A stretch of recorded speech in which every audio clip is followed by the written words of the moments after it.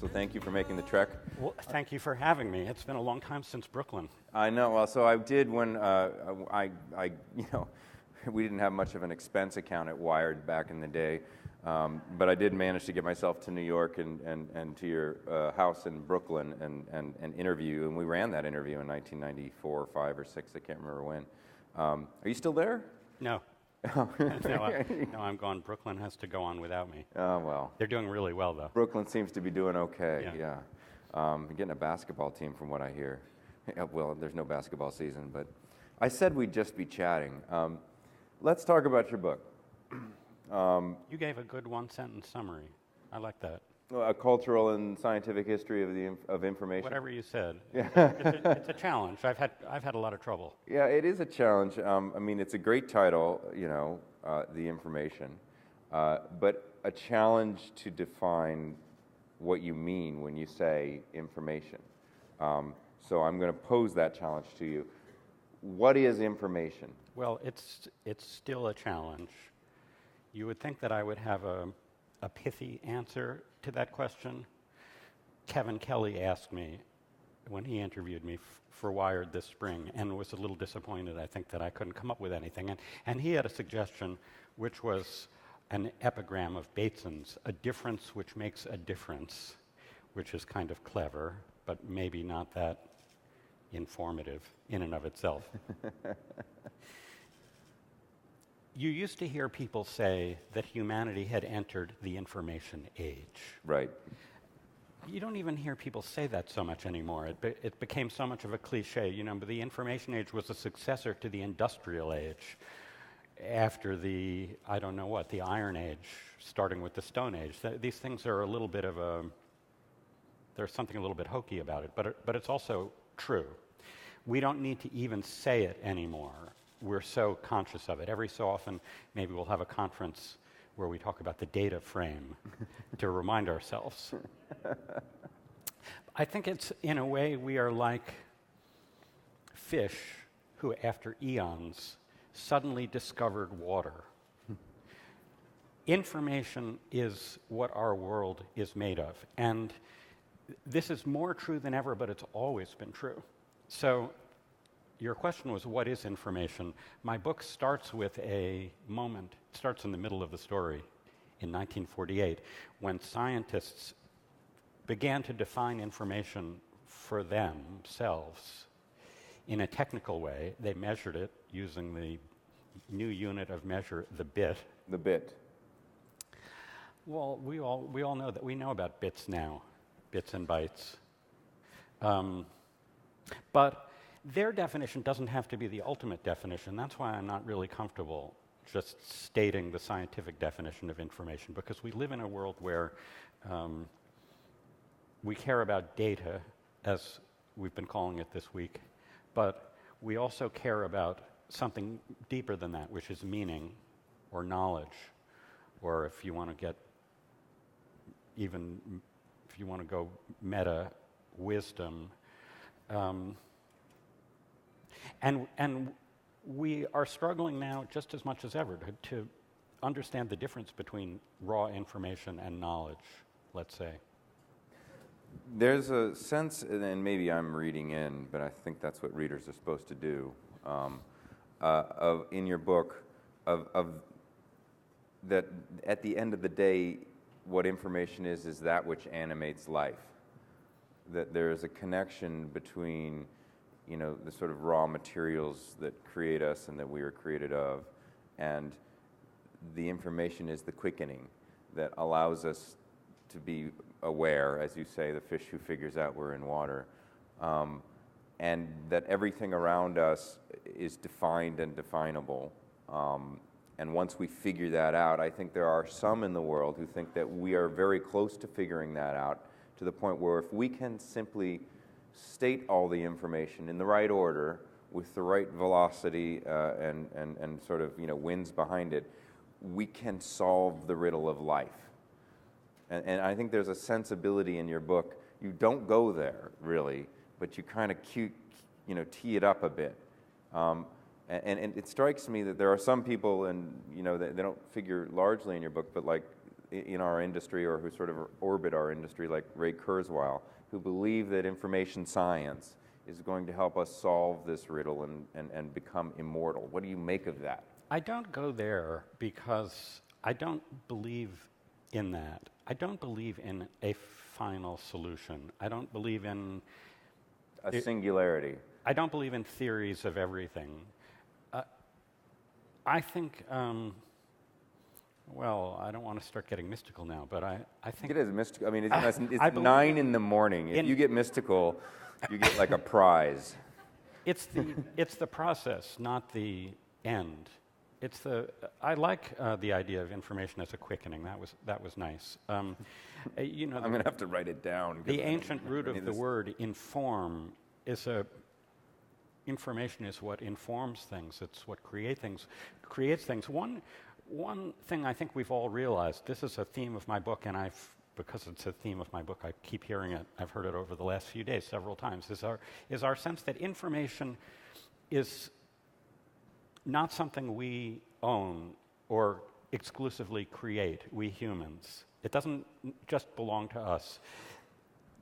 It used to. I mean, people, before it became such a thing, thanks to the scientists in the 1940s, information was a sort of completely subjective term, and subjective implies that without a human, it doesn't exist. But now, information is flowing through all of our machines, and our machines manage to do very nicely with information without our help, often enough. We heard people talking about how information has a life of its own. Everybody here knows the word meme. The implication of the word meme is that bits of information can behave like organisms. Right. In an infosphere, you could say, that is analogous to the biosphere, and we're all aware of the infosphere now. We've been given the special goggles that enable us to see it, but I think it's always been there. Information has always been there. It preceded us. Very literally, we're made of it. Mystical enough? That feels a bit mystical.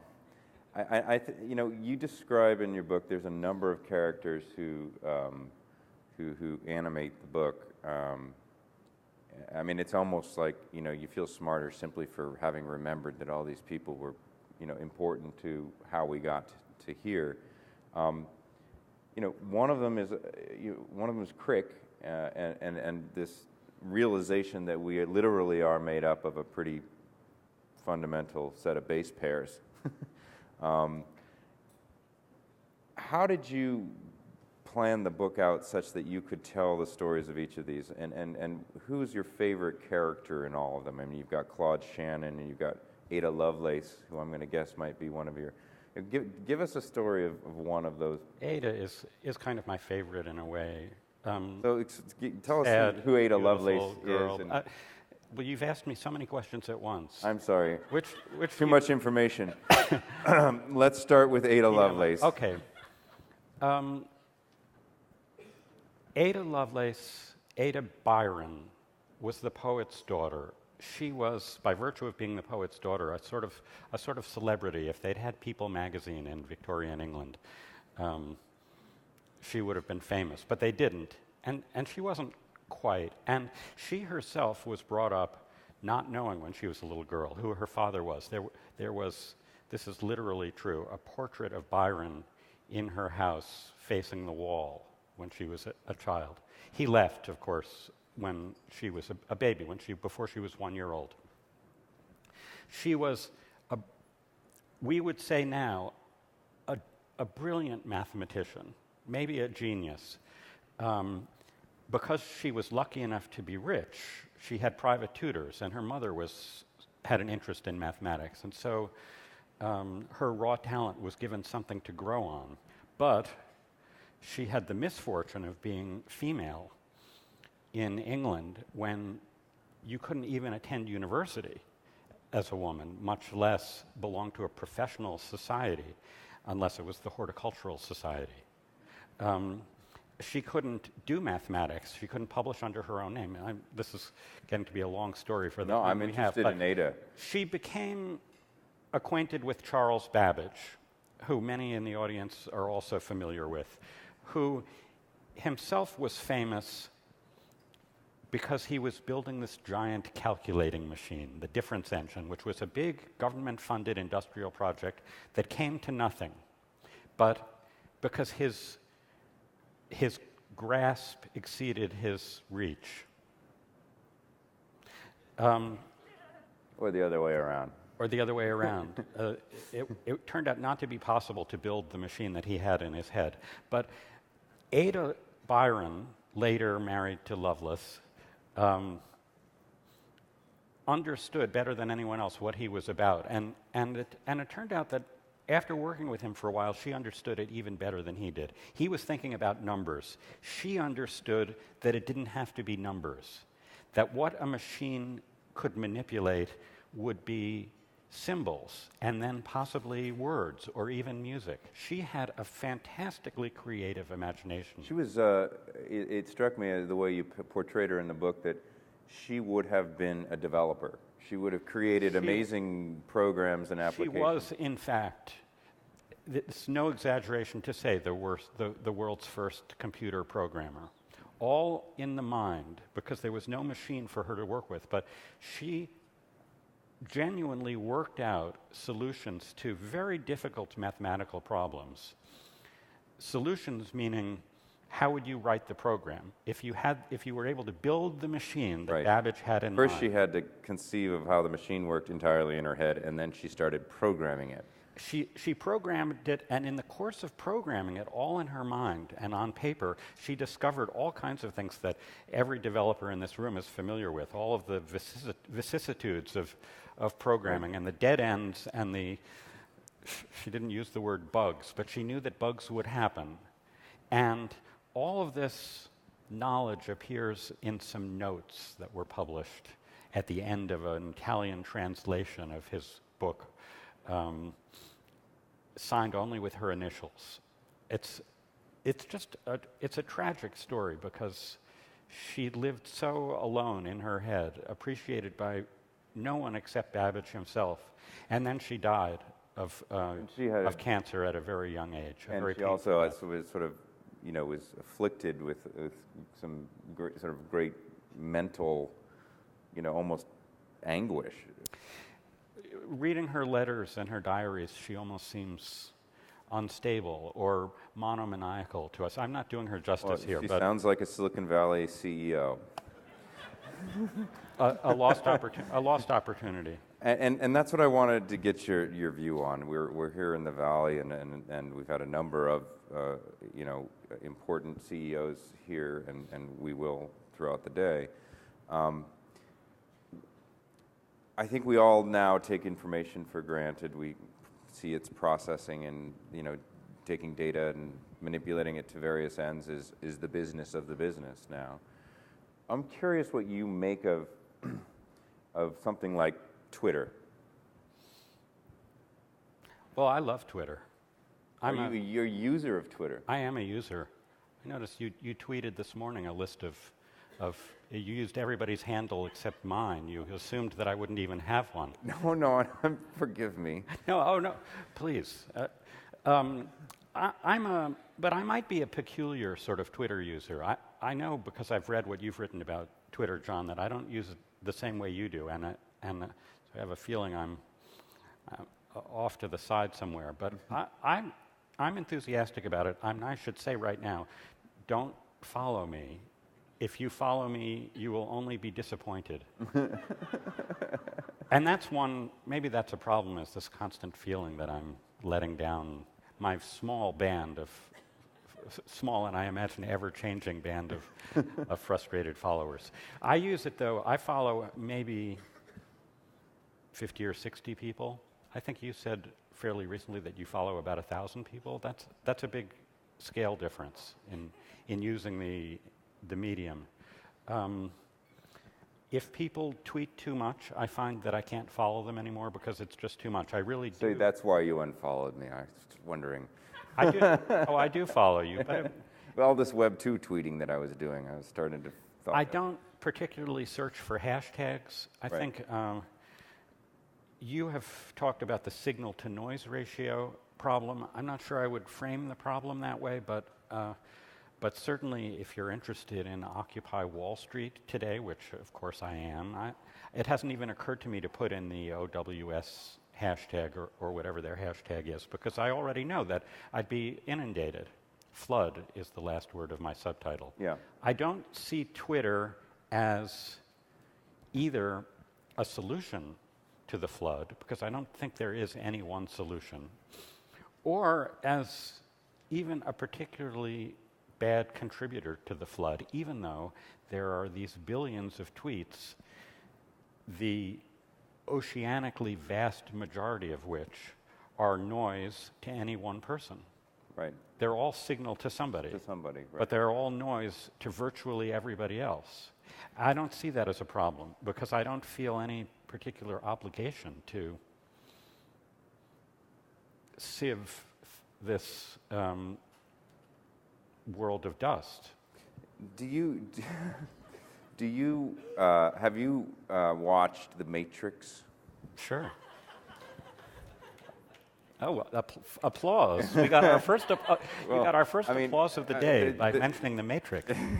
Well, the reason I ask is because it seems to me, among any number of other three-part series that talk about how we're all going to become machines, this one seems the most thought out in terms of information theory, and there is, let me just. What do you make of it? Well, I don't think I can be any more articulate about it than you were just now. But which is to say, not so very much. Well, I agree with the instinct that I think you've just expressed, that like much science fiction these days, but more so, it's about the role of information in our world. It expresses a kind of awareness that well, it's obviously a sort of metaphor for what cyberspace already is, a place where we live in more than one plane of existence at any given moment, where our identities can shift. Now I'm starting to, I don't want to do this kind of lit crit babble, but I'll say that I was interested that you asked the question, because one thing that motivated my book is a sense that some people get it, some people are more explicitly aware of the role that information is playing in our culture today than others. And the Matrix movies are an example of the branch of science fiction that gets it, that's all about the role of information in our world. But right. But you don't have to go to science fiction. There are some just ordinary literary fiction writers who I think of secretly, in my mind, as being more on this wavelength than others. There are people in your book, and this is unfortunately going to have to be the last question, and anyone has a question for James, come up quickly, because I'm out of time, unfortunately. But there are people in your book who are sort of giants upon whose shoulders clearly our whole industry is standing.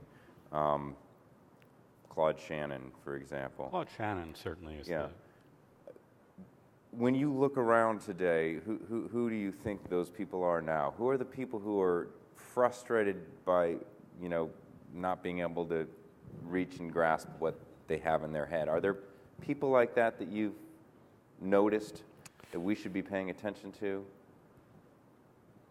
I don't think I should name names of the living people who I think are... It's better to write about the dead. Are real geniuses. And one thing to say is some time has to pass.